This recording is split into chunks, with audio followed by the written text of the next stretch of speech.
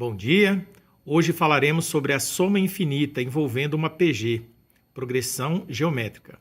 Já sabemos que a soma finita, ou a soma dos n primeiros termos de uma PG, é dado por essa fórmula. Mas o que caracteriza, por exemplo, a soma infinita? É que esse n é tão grande que ele tende ao infinito. No caso em que n tende a infinito, e aí numa situação bem particular, onde a razão ela deve estar entre 0 e 1, aqui há uma modificação nessa fórmula. Quando n tende a infinito, e essa razão ela está nesse intervalo, portanto, ela é um número decimal entre 0 e 1, nós podemos dizer o seguinte, que essa razão elevado a esse n tende a 0. Portanto, nós podemos reescrever essa fórmula no caso de uma soma infinita. Aqui, como n está tendendo a infinito, eu vou usar o índice infinito. S infinito, ou seja, a soma infinita, é dado agora por A1 multiplicado por menos 1, né? Porque aqui vai dar 0. E embaixo nós vamos ter Q menos 1. Tudo bem? De tal forma que se, por exemplo, eu colocar aqui o menos em evidência, eu vou ter o seguinte, A1 vezes menos 1, e aqui colocando o menos 1 em evidência, vou colocar entre parênteses mesmo, nós vamos ter essa inversão de sinais. Então, aqui vai ficar menos Q mais 1. Tudo bem? Então, na verdade, veja bem, ó, menos vezes menos dá mais e menos vezes mais dá menos. Então, é só simplificar aqui e aí já posso escrever a soma infinita como sendo o quociente entre o primeiro termo e essa diferença aqui, eu vou escrever o 1 primeiro, vai ficar 1 menos Q.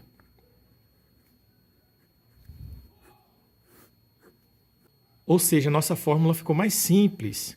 Então, vamos ver um exemplo de uma soma infinita. Suponha que eu queira efetuar a seguinte soma.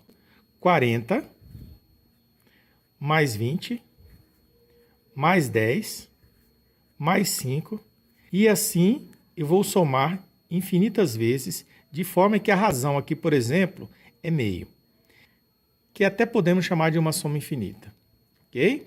Então, nós temos que utilizar essa fórmula.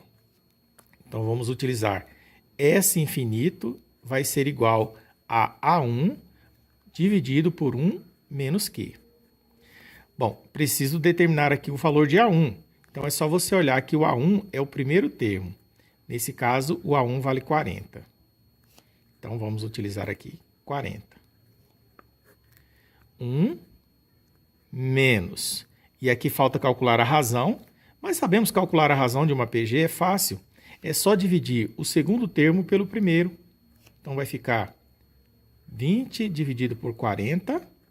E aí nós podemos fazer a divisão e nós vamos encontrar 0,5. Essa razão, perceba que ela está nesse intervalo entre 0 e 1. Então, nós vamos utilizar aqui 0,5.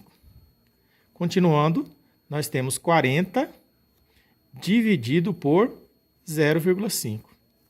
E 40 dividido por 0,5 vai ser igual a 80. Pega uma calculadora, por exemplo, e vai somando aí 40 mais 20 mais 10 mais 5, aí a metade de 5, mais 2,5, mais 1,25 e assim vai.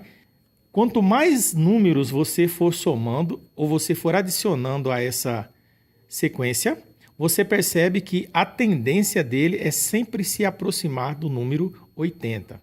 É porque a soma realmente é 80, tá? Quanto mais números você for considerando aqui, isso aqui vai dar 79,9999 alguma coisa. Coloca uns 10 números para você ver. Tudo bem?